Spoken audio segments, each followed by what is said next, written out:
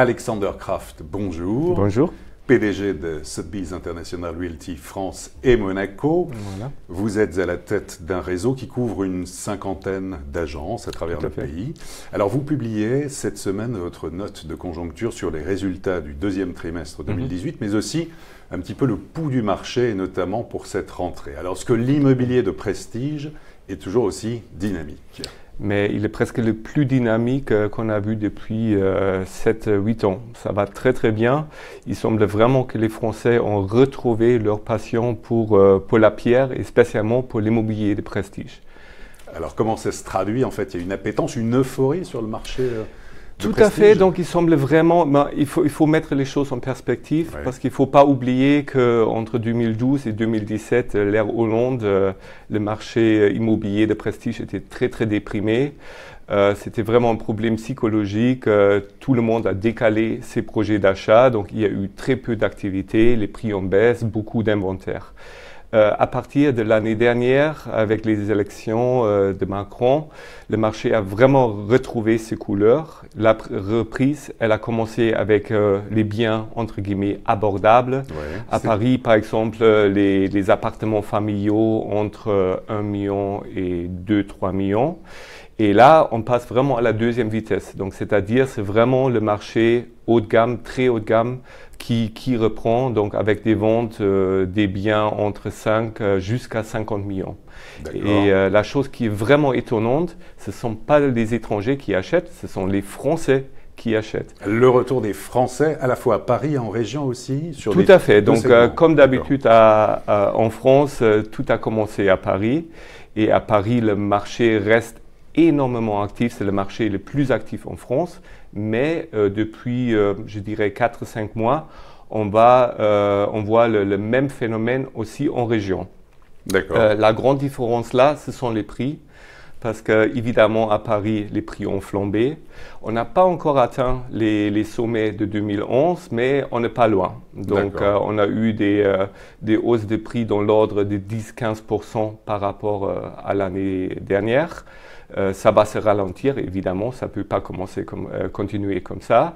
Mais en région, par contre, c'est resté assez modeste. On a des gains de prix peut-être de 2, 3, parfois 5%, mais il reste beaucoup de stocks sur le marché en province, donc il y a vraiment des affaires à avoir. Et en termes de chiffre d'affaires, pour avoir une idée un petit peu justement de cette progression, des bons résultats chez vous, chez Mais c'est assez spectaculaire, donc par rapport à l'année dernière, on a fait une hausse de chiffre d'affaires de 72%. Donc, 72% de hausse. Plus 72% en termes de chiffre d'affaires.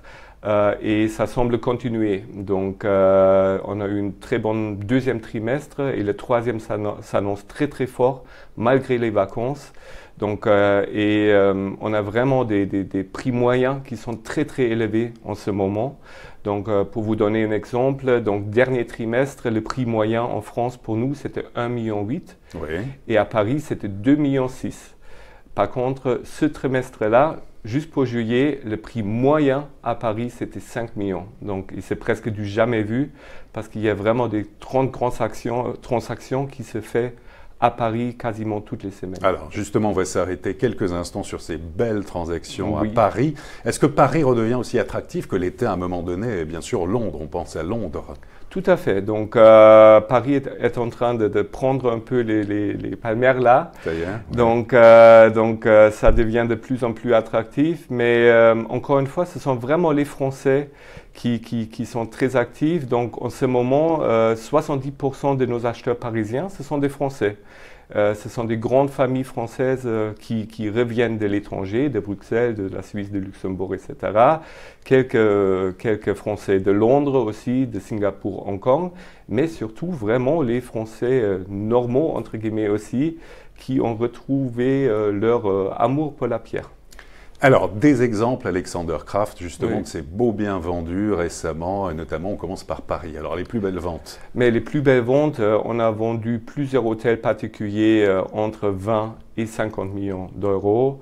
Il y a quasiment toutes les semaines des ventes entre 10 et 20 millions.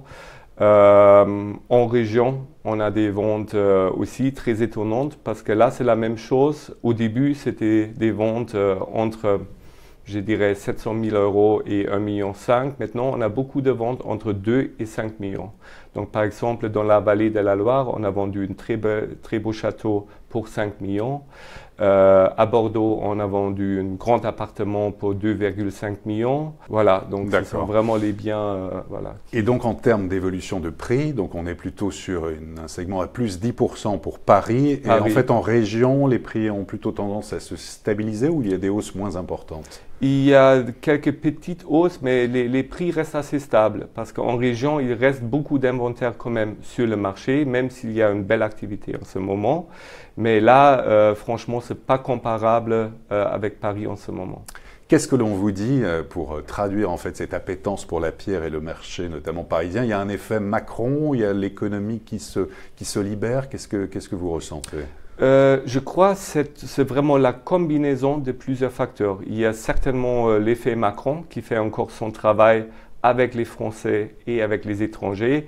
Tout le monde est ravi que quelqu'un bouge les choses enfin en France, même si ce n'est pas toujours très diplomatique peut-être, mais voilà, ça fonctionne. Spécialement les étrangers, ils adorent ça. Il y a l'économie qui est en train de retrouver ses couleurs. Il y a encore les taux qui sont très favorables et c'est surtout un retard rattrapé, si vous voulez, des derniers 5 ans qui étaient très très calmes quand même pour le marché immobilier. Donc on n'est pas encore revenu sur l'année 2011, mais on y arrive. Y a-t-il des tendances particulières sur des types de biens ou des quartiers, des secteurs en fait qui sont convoités, qui n'étaient pas avant? Tout à fait. Donc on voit un phénomène qu'on n'a jamais vu en France, qu'on appelle en anglais le gentrification, donc la nobilisation de certains quartiers. Donc par exemple, on voit à Paris, si je prends des exemples là-bas, le 11e qui devient un peu le quartier des gens qui trouvent plus des choses dans le 4e, le 15e qui deviennent une alternative pour les acheteurs du 6e, 5e, 7e. Donc il y a vraiment ces quartiers qui montent en gamme et en attractivité grâce à cette activité. Et franchement, c'est du jamais vu en France. Bon, du jamais vu et ça va continuer comme ça? Les signaux sont donc positifs? Les signes sont très positifs. Évidemment, la hausse des prix, ça ne peut pas continuer comme ça. Donc je crois que les prix vont se stabiliser à un certain niveau. Encore une fois, on n'a pas encore atteint les niveaux de 2011, mais je crois que ça ne va pas tarder probablement. Mais à part de ça, je crois à partir de là, ça va se ralentir.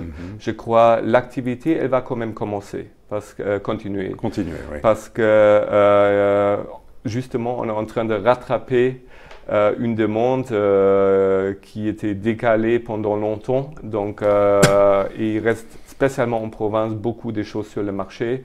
Donc, je suis optimiste que ça va continuer en termes d'activité. Vous pensez qu'on a atteint là des sommets, effectivement, que ça va ralentir sans doute peut-être l'année prochaine ou dans les prochaines années, mais là en tout cas c'est une année euphorique pour le marché du prestige.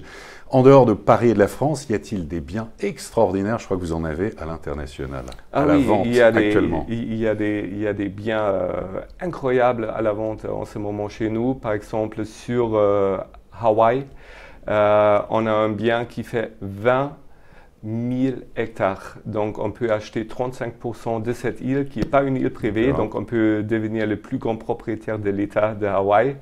Donc, c'est un petit bien à 260 millions de dollars. 260 millions de dollars. Donc, si on veut quelque chose d'autre, on a aussi une ranch à Texas pour 150 millions.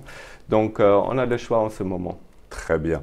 Alexander Kraft, merci beaucoup. Merci beaucoup, Olivier. Et à très bientôt pour une prochaine édition du Club Immo.